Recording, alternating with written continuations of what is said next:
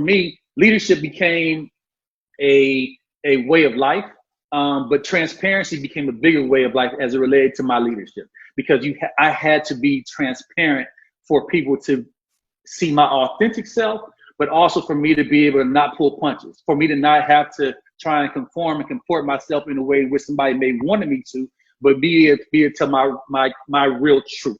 And so for me, transparency has propelled me in a number of ways. It's propelled me to be honest with you guys here today. It's propelled me to be an advocate. And I tell people all the time, so as hard as I used to fight in the streets, gang banging, as hard as I used to fight, and I was really good with these hands, let me fight for your children. Let me fight for your students. Let me fight so that your students have access to the things I didn't have access to. We have a lot of people whose parents or teachers don't believe they can do a certain job. So my question is, how can they, if they can't find the motivation from their supervisors or teachers, what's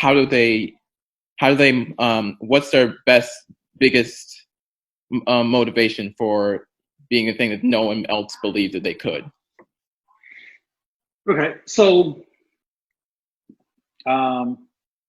there's a gospel song called "Encourage Yourself," and you know, in that song, it talks about being encouraged, and that's being encouraged externally by other people and being encouraged.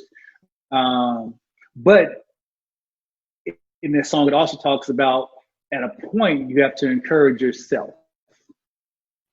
And for me, I think that it's important, you know, when you have an understanding about where you want to go, sometimes it's important to figure out how you want to get there, right?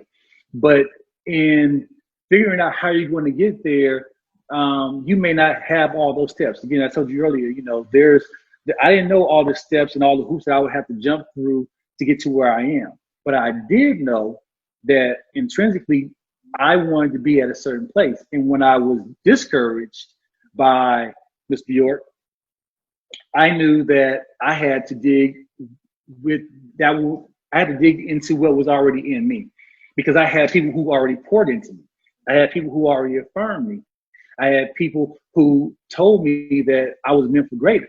Now, everybody's not going to have that experience where they're told that, because I had students who had a home life that was, you know, a challenge at best, that school was their respite. School was their safe haven. They would hang out in school because they didn't want to go home, because they didn't want to deal with the negative. They didn't want to deal with the drama. They didn't have a place to do their homework. They didn't have a place, a clean table to sit at. They had family members that were there that they didn't like and all that kind of stuff. And so I understand that my experience is not going to be everybody's experience.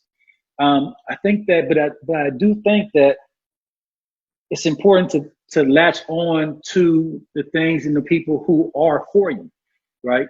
You know, it may be that when you're hanging out, it may be a security guard officer who actually sees something in you and you know, is positive and gives you a word of encouragement, or a teacher who that you like, that's already poured into you and already told you that, you know, that you can do this, that, or the third.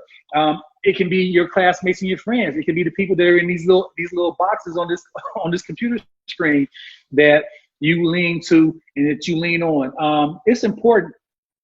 It's important that we figure out our surroundings and our base.